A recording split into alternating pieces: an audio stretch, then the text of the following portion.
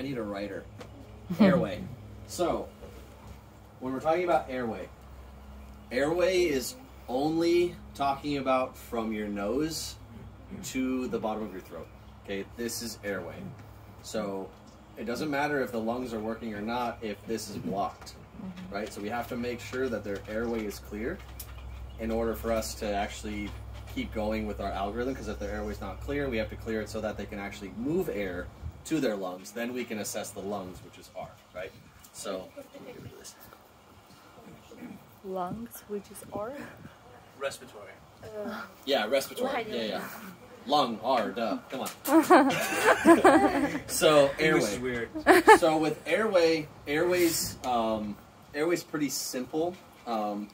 If you're gonna check someone for airway, see if you want to lay down again.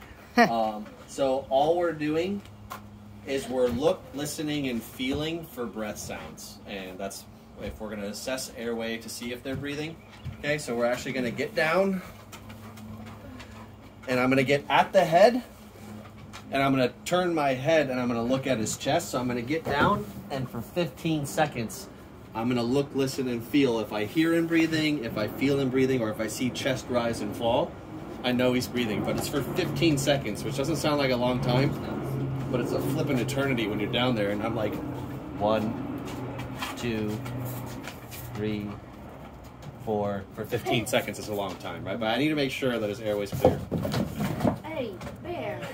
Or you could just talk to him and say, Steve. Yeah, you know, and that's why I said if I talk to the patient, he's talking to me, cool, his airway's clear.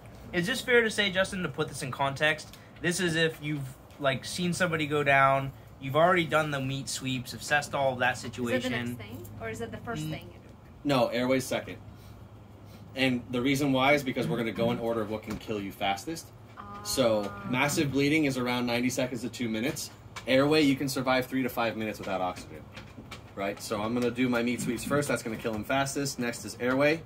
3 to 5 minutes-ish. Probably 3 for me because my cardio sucks. Maybe 5 for Steve because he can run a lot better than I can. Believe it or not. So this is like, you didn't find any massive bleeding, but I'm still down unconscious and I'm not talking. So correct. Like, you're rolling to the next Correct, yeah, we're on an unconscious patient, right? So there's 2 things you can do. If I look, listen, and feel I don't have a patent airway. In most cases, if there's like no trauma to his face or anything like that, the reason why he might not be able to breathe is because of his tongue. So people who snore when they sleep, it's because their tongue loses muscle tone when they go to sleep. So their tongue falls to the back of their throat, and that's what's blocking your airway. So it's his tongue that could potentially be stopping him from being able to breathe because it just goes limp and falls to the back, right? So there's 2 things you can do. First thing I can do is I can just rotate his head to the side. Right, so like if your husband or wife is snoring when they sleep, you roll them on their side or you slap them in the head and wake them up. But you roll them onto their side and they stop snoring, it's because now the tongue is moved, right? Now, you can move your head again. Most people, you can get up. So most people, they argue like, oh, well, if it's like a car accident or something and they're unconscious, like their neck might be hurt, I don't want to move their neck, right? Statistically, if they do have something wrong with their C-spine, so that's your 1 through 7 vertebrae in their neck, chances are you aren't going to do any more damage by simply rotating the head. It's like a 1 to 2% chance. So if you don't have an NPA, which is on the table, I'll show you how it works, you can just roll their head to the side. The problem is if they start regaining consciousness, they could just roll their head back and they're going to occlude their airway again, right? So we use this device, and this comes in most basic IFACs. Okay, it's called an NPA. So it stands for Nasopharyngeal Airway. Okay, this is your pharynx. Huh? I'm going to film this. Yeah, so it's just called a nose hose. That's what we call them. Because all this does is this goes in their nose, and what it does is it goes down to the back of their throat, and it goes between the tongue and their throat. So it creates a tunnel for the air to actually pass to the lungs. You can't do any damage to someone by putting one of these in their nose. I mean, if they have like nasal polyps, like if they've got stuff in their nose, like it's a statistical anomaly for you to actually do more damage by putting this into them. And I'll put it in myself so you guys can see. You gonna put it on yourself? Uh-huh. Don't. Can we close our? Can we close our eyes?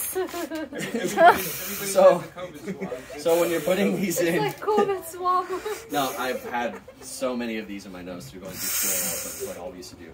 So when you're actually putting these in, if I were in like a EMS setting, I'm worried about liability, blah blah whatever, for whatever you measure from the ear to the nose to see if you have the right length, right?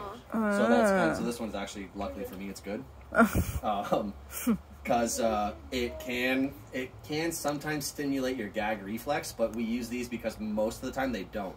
There's another one that's called an Oropharyngeal Airway. I don't even think I carry one anymore. It goes in the mouth. So it's like a little hook like this, a piece of plastic, and you put it in and rotate it, and it pins the tongue to the bottom of their throat, but it stimulates the gag reflex, and that's the last thing that I want on any patient, because if they vomit, I've got a whole other issue, right? They could throw up and go into their lungs. It's just a problem. So we use NPAs in the field a lot. And I mean, we throw them in. When we're trying COVID test, we're like, and millimeters, we're like, and this one thing. So what it feels like is it feels like you jumped in the pool and forgot to hold your nose. When you get water in your nose and you're like, oh, that sucks, right? It doesn't hurt, but it's uncomfortable, right? And, but like I said, there's a trick to putting them in. The bevel, so there's always a slope side, right? So the bevel just goes into the septum, and then I just put it in. The trick to these is a lot of people try to help it in they'll try to like push it down. You want to put it in perpendicular to the head, because the curvature of your throat is what's going to make it go. So you don't have to help it. It's just going to go. The more you try to help it, it's going to fight you. If it doesn't go in, if you start meeting, a wall and you can't get it in, just try the other nostril. So most people, their nostrils aren't symmetrical. Usually if you get sick, one nostril plugs up really bad and the other one's kind of okay. That's why. One opening is usually bigger, and it's usually our right, or if you're looking at the person, their left. But if it doesn't work, you just put it in. You make sure that you have lube. All of these come with a lubricant, so you want to make sure that you lube it up. If you don't have lube, don't spit on it, whatever. Like, I have known cases of people use like the patient's blood to lube it up, but if it's not lubed, it's very hard to put in. But all of them come with lube, and what I do is, you guys didn't see it, but on the package, I tape the lube to the individual MPA pack. So every MPA has lube taped to it. So you can just put it on. Are you worried? Because we are. Okay.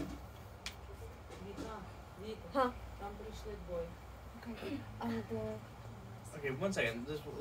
Люда, скажи, хай почекає. Okay. So bevel towards the septum, right? And you just put it in. Don't And you stop. just push it straight in. Just stop. Just stop now. Right.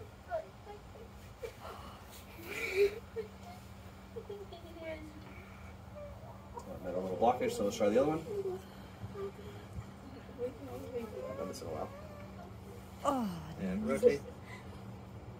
no. Hold on. Make it more lube. Ooh, makes your eyes water. I got it like halfway. Oh my. Vinny, you're missing the favorite part. He's gonna set it on fire next. Yeah.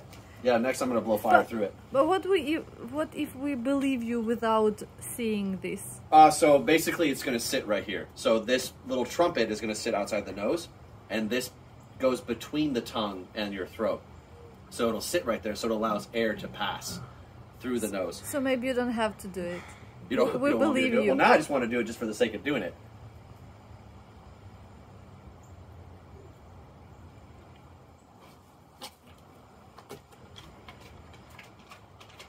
Now I just want to go in. That's a bad example. Now I want to do it just for the sake of doing it. I promise it doesn't hurt. Just makes your eyes water. Is it the right size? It's the right size. I also have a small head, Is it the right day? so I could use like I have a smaller one, but you can't hurt someone by putting in one like this. So Except yourself. yeah, except myself. Yeah. You're So crying. enough.